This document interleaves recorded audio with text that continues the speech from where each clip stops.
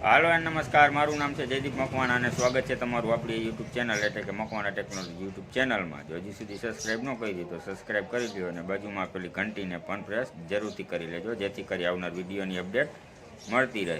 આજે આપણે વાત કરીશું રેશન કાર્ડ ઈ-કેવાયસી વિશે, જે આગળના 3 પાર્ટ આવી ગયા છે એ જ વિશે. કે ઘણા મિત્રોની કોમેન્ટ એવી હતી કે ઈ-કેવાયસીમાં પ્રોબ્લેમ થાય છે, તો મારા રેશન કાર્ડમાં હજી એક ઈ-કેવાયસી બાકી છે, તો આજે આપણે એનું ઈ-કેવાયસી કરી અને કમ્પ્લીટ પ્રોસેસ કરીશું કે કેટલા દીમાં કમ્પ્લીટ થાય છે અને મેસેજ મળે છે. તો ચાલો વિડીયોને શરૂ કરીએ.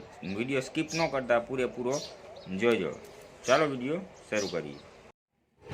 તો સૌથી પહેલાં આપણે માય રેશન કાર્ડને ઓપન કરી લેવાનું, એપ્લિકેશન જે છે એને. જેવી તમે ઓપન કરશો થોડું લોડિંગ લેશે, પછી અહીંયા ઓટોમેટિક તમારો મોબાઈલ નંબર આવી જશે.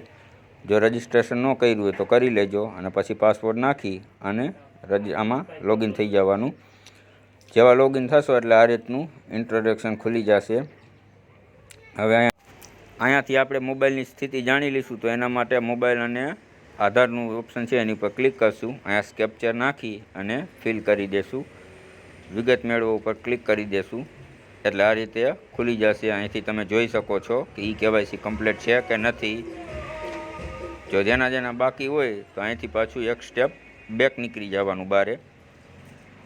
તો ચાલો આપણે એક સ્ટેપ બહાર નીકળી જાય છીએ. આમાં જો તમને દેખાડી દેશે બધું મોબાઈલ નંબર લિંક છે કે નથી, ઈ-કેવાયસી છે કે નહીં. હવે આપણે આધાર ઈ-કેવાયસી ઉપર ક્લિક કરી દેવાનું. આ ડગલાવાળું દેખાય આધાર ઈ-કેવાયસી, એની ઉપર. હવે અહીંયા જો ડાઉનલોડ આધાર ફેસ આરડી એપ લખેલું છે એની ઉપર ક્લિક કરી આ એક ખાસ ધ્યાન રાખવું, આને એક વખત આમાં ચેક કરી લેવું ગૂગલ પ્લે સ્ટોર ઉપર, જેથી કરી અપડેટ છે કે નહીં તેનું આપણને ખબર પડી જાય. જો અપડેટ નહીં હોય તો પણ તમારો સોફ્ટવેર કામ નહીં કરે. એટલા માટે આપણે અહીંયા જોઈ લેવાનું. જો અનઇન્સ્ટોલ લખેલું હોય તો સમજી લેવાનું કે આપણો ઓલરેડી અપડેટ જ છે. તો હવે અહીંથી આપણે બહાર નીકળી જઈશું અને આગળની પ્રોસેસ શરૂ કરીશું. અહીંયા ચેક માર્ક ઉપર ક્લિક કરી અને કાર્ડની વિગત મેળવો એ ઉપર ક્લિક કરી દેવાનું. પછી અહીંયા નંબર નાખી દેવાનો, જે કેપ્ચર દેખાય 8237 એને અહીંયા એન્ટર કરી દેવાનું. હવે જો અહીંયા જેટલા રેશન કાર્ડમાં તમારા નામ હતા એ બધા અહીંયા ઓપન થઈ જશે અને અહીંયા દેખાડી દેશે ઈ-કેવાયસી કમ્પ્લીટ છે કે નથી. બરાબર. હવે જેનું બાકી હોય એનું આ એરો દેખાય, એ એરો ઉપર ક્લિક કરી અને નામ સિલેક્ટ કરી લેવાનું. નામ સિલેક્ટ કરી ઈ-કેવાયસી ઉપર ક્લિક કરી દેવાનું. આ સભ્યનું આધાર ઈ-કેવાયસી લખેલું છે તેની ઉપર આપણે ક્લિક કરી દઈશું.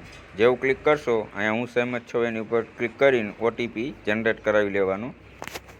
થોડી વાર રાહ જોઈશું આપણે ઓટીપી આવે ત્યાં સુધી. જે ઓટીપી આવશે એટલે આગળની પ્રોસેસ જણાવી દઉં. જો ઓટીપી આવી ગયો છે, હવે ઓટીપીને ફિલ કરી અને ચેક માર્ક ઉપર ક્લિક કરી દેવાનું.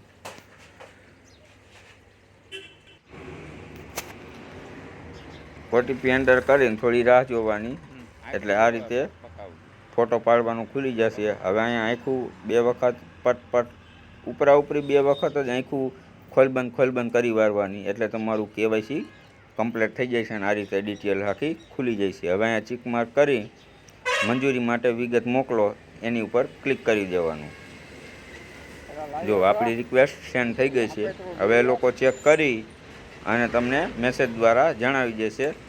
3 થી 4-5 દિવસનો ટાઈમ લાગશે એટલે તમને એક મેસેજ દ્વારા જાણ કરવામાં આવશે. અને કેવી રીતે આવશે, જો આ રીતે મેસેજ આવી જશે. વિડીયો જોવા બદલ આભાર.